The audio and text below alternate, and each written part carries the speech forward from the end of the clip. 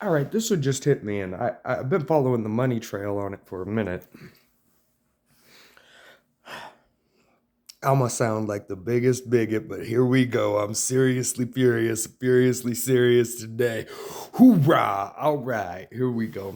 Let's get into it. Let's get into why I'm about to sound like the biggest bigot in the history of all bigotry. All right. You know who benefited from this COVID quarantine? There's two parties, and I've been following the money real close. All the medical scandals, all of that leads back to liberals. The Black Caucus also would have been benefited by this, because remember who didn't stand for the lowest unemployed black rate ever? I'm just saying, as a black American, I've never really struggled as hard under a liberal as I did under like I never struggled so hard. Like, to be fair, under President Trump, I feel like there was more working opportunities, and as I'm looking for work now, I'm seeing less. Now, but again, how do white liberals benefit from the COVID quarantine? Well, who owns stake in the medical industry? It's not white Republicans. I mean, white Republicans don't actively contribute to medicine as much. I mean, if there was one thing I could fix about the Republican Party, guys, let's put a little money towards medicine. Just a little bit. Just a little bit. But a lot of big pharma is very much aligned with the left because that helps them speed through testing. They don't have to go through as many regulation checks, and there's all sorts of favors the left will do because the left buys people into positions. It's just what it is. It's come out very recently. It was a couple weeks ago that there were seats available and that these Democratic politicians were paying up to $500,000 for their seats. So it was a money game. You weren't getting us, if you just thought you were going to run and win, you weren't. It was always a money game. They were always going to find something to smear you with. Um, but when I'm looking at it, when I'm really looking at who benefits from this, and man, I'm about to sound like Alex Jones, it's the Black Caucus. Because the quarantine and all these job shutdowns happened at the end of Trump's term. It made him look bad. The Black Caucus now probably stands up for the unemployment rate for black people, and it's probably even worse than it was under Trump. And they probably would applaud for it. Am I wrong to say that they'd applaud under Joe Biden, but not under Trump? Now that's a minstrel show if I ever seen one, and that's why I'm gonna sound like the biggest bigot in the room. Is that's a minstrel show, and it's a paid minstrel show. And those people, to all black people, they do not represent you. The governor, the mayor, the people in Detroit who are running the city who are black do not represent you. They represent their rich friends the same way the white liberals do. The difference is with black people, they love to lie and say, oh, I'm a different kind of Republican, or oh, I'm a different kind of Democrat. Bitch, you ain't a different kind of shit. Your mama just taught you how to sell fucking peanut butter out of a backpack, and so now you're using those skills on the people. Like, sorry, dog. Like, no. Take that bullshit somewhere else. I personally do not buy it. I don't stand for hood bullshit. Like, you can tell when my dialect changes, it's because I'm angry. It's not because of as they put it in Big Mouth, code switch, and that shit's stupid. No, I speak how I speak, and if I'm angry, I switch to a hood dialect because it's easier to say words when you're angry if they're shorter. It is a lot easier to cut down the beginning or ending of a letter, as the Hodge twins were speaking on the other day. It just is. But, like, on a real note, the white liberals have made a ton of money off of this from their medical friends. For every hospitalization for COVID, there was a period where they were receiving like $25,000 for every hospitalization. So no wonder there were so many hospitalizations at the beginning. It got people paid. That peak on the chart is the most that the medical industry made off of that. So no, you're not arguing me in the comments about white liberals making their money who are invested in the medical industry. That happened. Black liberals too, who were invested in the medical industry, made their money. You're not arguing me that. I'm sorry, you're stupid if you think you're arguing that with me. Moving on, the Black Caucus benefited from this. At the spite of us. Mixed black, Nigerian, American black, like Afro black, whatever you go by, whatever your skin tone, they sold all of us out. when they couldn't stand for the lowest black unemployment rating ever, that told you who those people were. They are not your people. You need to dissociate from them the same way I've dissociated from the hood, but you don't understand that because you've never dissociated from people who weren't good for you. That's called leaving the plantation for a reason. You just have to leave the plantation to see why we call it that. You can't be on the plantation and think that you're free at the same time. You just can't. Like, if you're on the plantation, I'm sorry, you are owned. If you are with the left, you serve a master.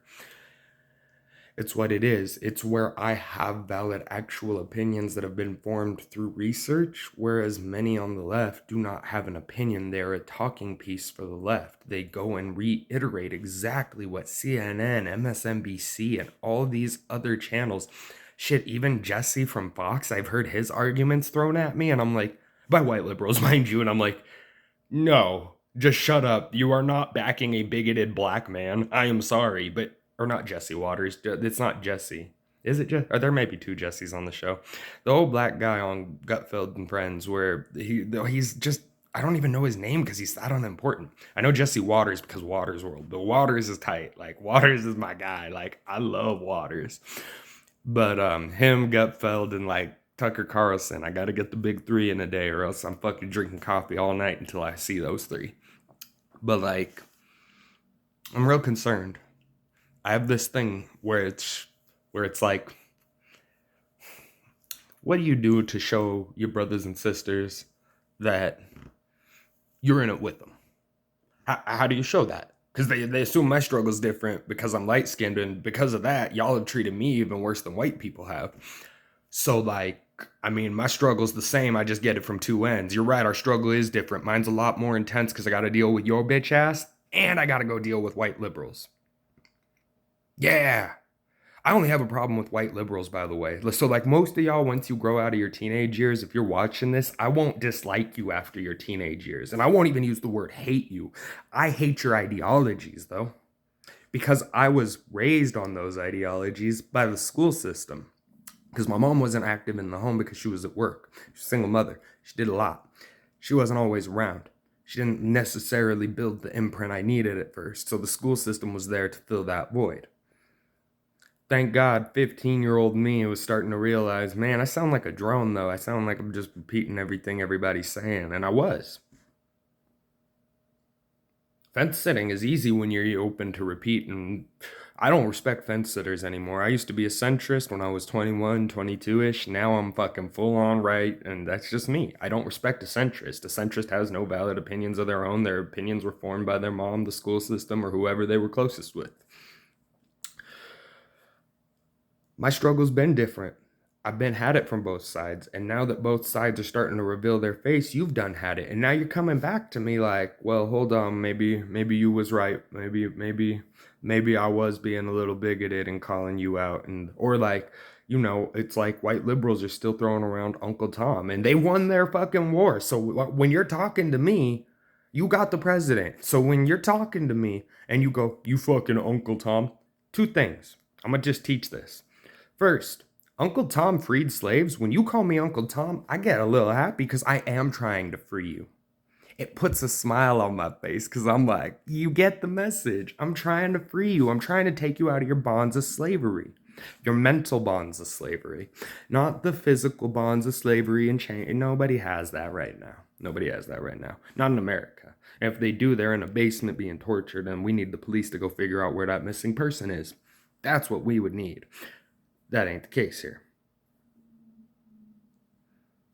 All I'm saying is that the Black Caucus and the white liberals have torn this country apart. Black people played their hand in it too. You treating the light skins like shit, and I know black skinned women will probably get mad in these comments if this video go anywhere. But you know what? I don't give a fuck. Y'all treated y'all light-skinned sisters, y'all light-skinned brothers, shit, educated dark brothers, whether they're educated light brothers, educated light-skinned sisters, y'all treated them like shit.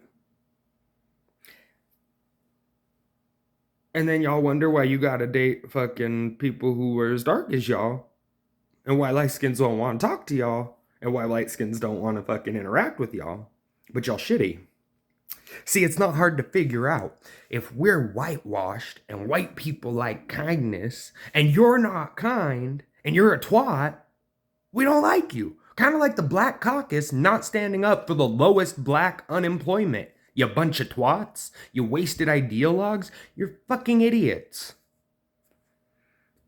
Like, I mean, honestly, and to be fair, their supporters who blindly follow them, idiots.